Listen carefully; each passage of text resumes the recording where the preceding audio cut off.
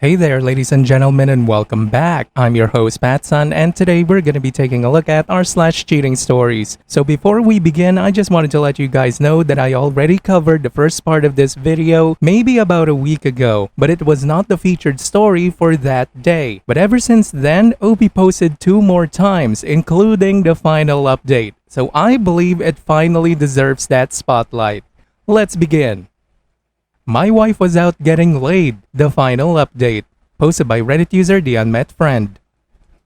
Never thought I'd be here, but yet here I am. This weekend my wife and our daughter went to visit her mom. I couldn't go because I couldn't get the time off work, and we decided it would just be a girls' weekend for them. I'm a firefighter in a large southern city, and I'm on a call and gearing up when our dispatcher calls in to tell me that there is some emergency. I'm not really needed on the work call, so I get my cell phone and find a bunch of texts from my kid and a couple from a number I don't have in my phone. In the course of about 11 text messages, I learned that my daughter has gone ice skating and fallen and broken her wrist. She's in the emergency room, but cannot get treatment because no one can find my wife. The number that I don't know belongs to a friend of my wife's who has gone to the emergency room to sit with my kid. She was the chaperone for the girls who had gone skating. So I call this friend, and after a lot of hemming and hawing, she admits that wifey has gone to dinner with some random guy. Well, we always leave our location shared with the family because of my job. And sure enough, I pull up an address and Google it, and it's a fucking hotel. This was 10 p.m. It's now almost 4 hours later and she hasn't answered my texts, but she did finally call our kid.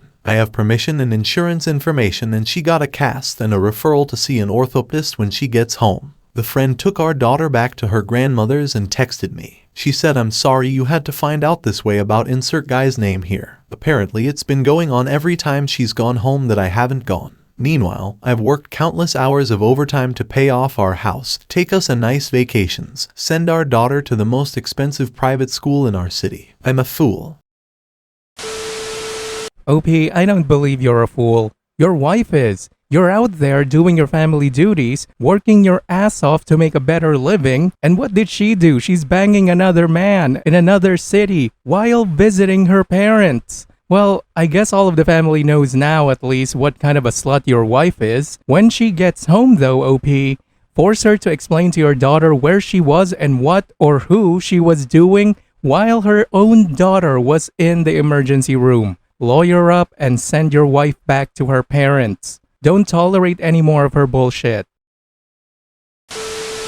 Now for OP's first update. Spoke with a lawyer as many of you suggested. During the conversation, I realized that she doesn't really have a lot of access to money that is hers. Removed her as an authorized user of my credit cards. Put 2-factor authentication on just about anything else that she might try to get her hands on. Pulled my credit report to discover that she opened a joint credit card I didn't know about. Since I'm on the account as well, I was able to log in and print out the charges, a basically perfect timeline of restaurants and hotels that she has paid for. Turns out she also has accounts on Tinder and Bumble, which showed up when I combed through the last few phone bills. Have a pal who is a deputy sheriff in these parts who is going to be here tonight when she gets home. I've gotten her a room at a nearby hotel for the week and paid for it up front. She can sleep there for now and figure it out on her own starting tomorrow. Daughter and I spoke, and she knows what is up and is angry at mom. So next steps are to find someone for her to talk to. Thanks to my job, I've got great insurance, so that is one less thing to worry about. Decided I am also going to come clean to her mother once wife and daughter are on the plane back here. Taking a couple of days off to deal with this. Thanks for the advice, everyone. I'll probably yank these posts down tonight or tomorrow, so if you have any other last-minute advice, now is the time.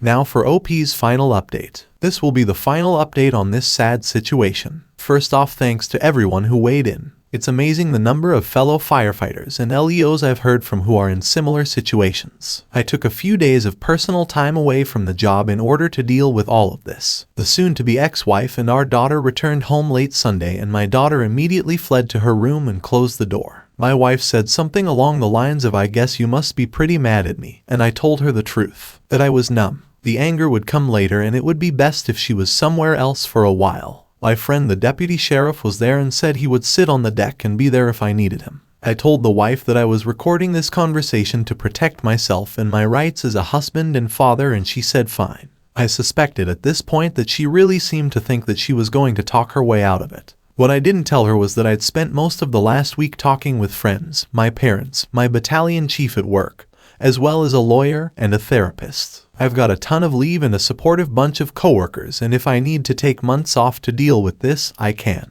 I just said that I was disappointed in her, but mostly I was angry that our daughter got caught in the crossfire of her bad behavior, that she had put our child at risk to get laid. She didn't admit or deny, but then her tone changed and she almost immediately started in on saying things like, "Remember the time we," trying to get me to remember good times. After about 3 of those mentions, I told her the truth. I couldn't trust my memories because I had no idea what she might have been doing. When that didn't work, she went into the whole "I was lonely because you were working so much" crap. I reminded her that we made a deal about how to pursue a future where we could retire early. I got so mad at this point that I pointed out to her that if she had behaved, we could have retired when she was 48 or so. But that I wanted her to remember that promise because now she is going to have to work for herself. I'm not usually a vindictive person, but I like the idea of her having to work until she's 70 years old and being angry every time she gets dressed to go to a job that she hates. Side note, one of my work buddies who is also married, he and his family have vacationed with us a couple of times too, made this observation.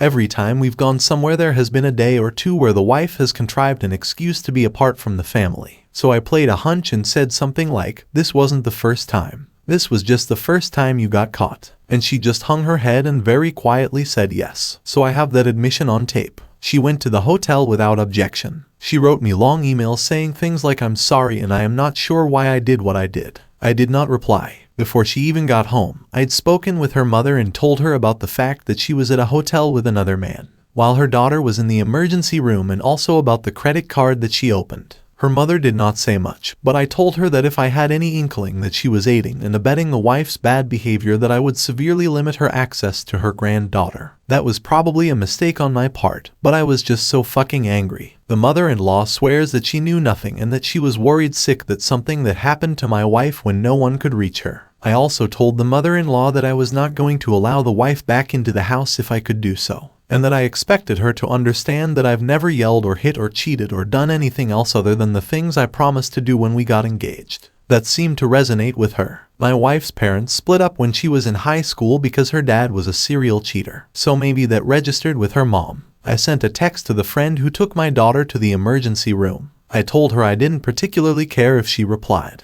I said I appreciated her being at the emergency room with my daughter, but I also said that if she had previous knowledge of where my wife was going, then she should know that she had a huge part in destroying my family, and that a true friend would never encourage shitty behavior. I haven't figured out how to get in touch with her husband yet, but I suspect, based on just sort of reading between the lines, that she and my wife were kind of egging each other on. Thursday morning, I got a text from the wife saying that her mother had rented her a furnished apartment pretty close to our house, and that she would like to come and get some personal things on Friday when I went to work. I said that was fine. I should point out that during all of this, she only texted our daughter one time, and even in her communications with me, she never even asked about her. When she told me she got the apartment, she didn't ask if our daughter could come visit. I told her that I wasn't working on Friday, but that I would be out of the house for a couple of hours so she could get some things. I left, but I had a process server waiting across the street, and when she pulled up in the driveway, he handed her divorce papers. They included a notice from my attorney that I intend to file for sole custody and that she would have visitation rights. She called my voicemail, and she was almost incoherent with rage. I've never heard her so angry, or frankly, sounding so unbalanced. Also, my lawyer had a very good suggestion that I will pass along for anyone else in this position. I got a new cell phone. I don't carry the phone that has the number the wife knows. I've only given a few people the new number. My lawyer, my sister, my daughter, my boss, a couple of good friends from work. I take a look at the old phone once a day and see if there's anything I need to deal with. I know there's a lot of other advice out there that I did not touch on,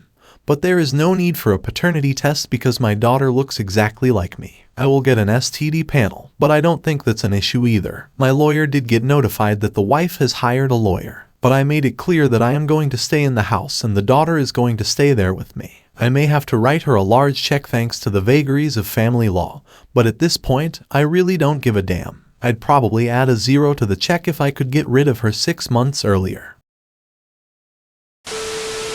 Did your piece of shit, soon-to-be ex-wife, really think that you would fold and want to reconcile?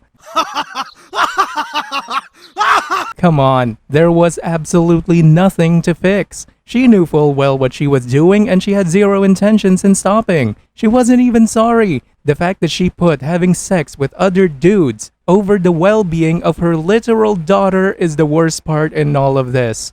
Listen, gentlemen, it's 2023. Getting married is just not worth it anymore. I mean, let's use OP's situation as an example. He saves lives for a living. He's a firefighter. He takes care of his daughter. He takes care of his wife. He's never abusive. He has a blossoming career. And he's not a cheater. Basically, a prime example of what a real man should be. And despite all of that, his wife still cheated on him, destroying her family, ruining a stable home for her daughter, emotionally scarring her husband and the said daughter. And do you know what's going to happen? She's going to receive a huge sum of money for it. The divorce court is going to reward her for her shitty behavior. Gentlemen, the risk is just not worth it anymore, and I highly doubt that it will change anytime soon. Good luck to all of us. Viewer support is the best way for me to remain independent and continue bringing you these daily videos, which will always be here on my channels for you to watch absolutely free. So please consider subscribing to me on Rumble and on YouTube. Both will be linked in the description box down below.